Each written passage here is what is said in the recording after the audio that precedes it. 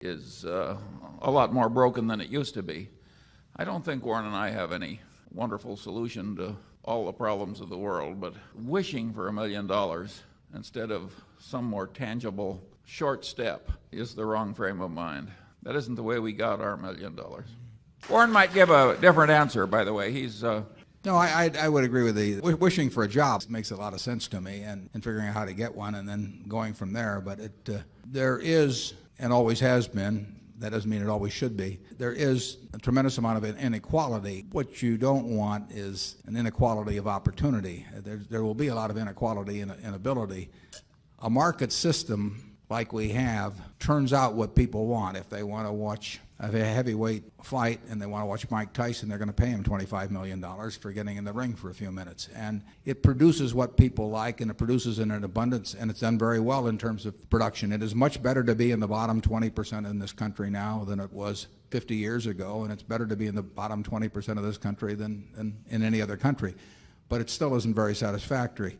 The market system does not reward teachers, it does not reward, it does not reward all kinds of people who do all kinds of useful things in any way comparable to how it will reward entertainers or people who can figure out the value of businesses or athletes or that sort of thing. A market system pays very big for something that will entertain them. People want to be entertained a good bit of the day, and pays better for people that will entertain than educate.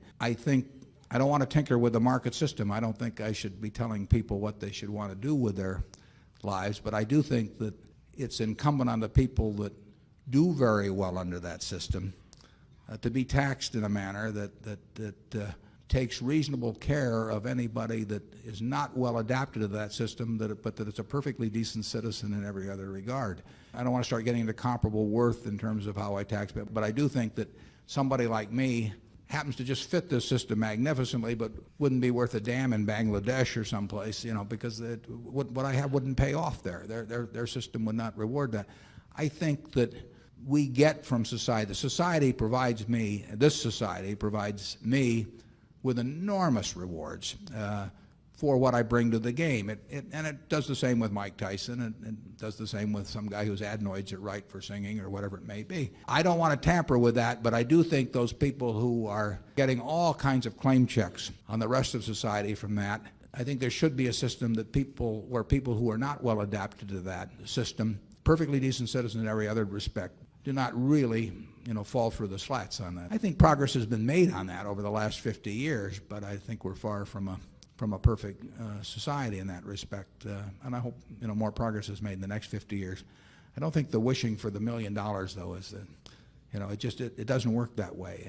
But if you are lucky enough to have something that the market system rewards, you do very well here. And if you're unlucky enough to have something it doesn't reward, you do better now than you would have 30 or 40 years ago, and you do better than in other countries. But I can see where it seems very unjust to look at somebody else who has just a little different mix of talents that can achieve claim checks in a way that keeps them and the next 5 generations of their family in a position where they don't have to do very much.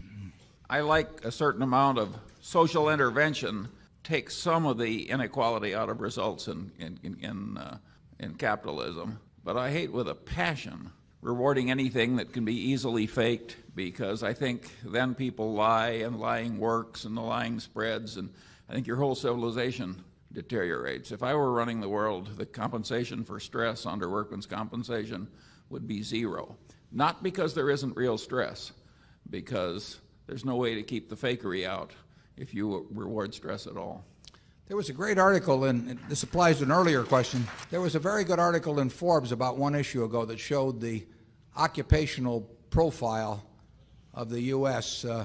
At a couple of different intervals going back to 1900. And one problem you can see just by looking at that profile is that if you assume 20% of the bottom 20%, however you measure it in terms of employability, whether it's measured by IQ or interest in working or energy level or whatever you want to do, they fit very well most of the jobs that were available 100 years ago. In other words, you could do most of the jobs, of which there were many, with relatively unimpressive mental abilities. And as jobs have changed, the profile of people hasn't changed. So there are more people that end up on the short end. Now, the good part of that is the society produces so much more that it can take care of those people one way or another. Now, the trick is to take care of them and make them not only feel, but be productive and be part of the act. And we've got enough product to do that, but the country turns out way more output than 50 or 100 years ago. We're not perfect at figuring out how to make the bottom 20 or 30% in terms of abilities fit a new changing job profile. I really recommend you look at that Forbes magazine, because if you think through the implications of those charts, I think you'll see what social problems have to be. I don't think it's wise to have an ambition to be president of the United States or a billionaire or something like that, because the odds are too much against you. Much better to aim low. I did not intend to get rich. I wanted to get independent.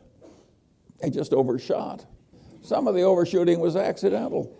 You can be very deserving and very intelligent and very disciplined, but there's also a factor of luck that comes into this thing.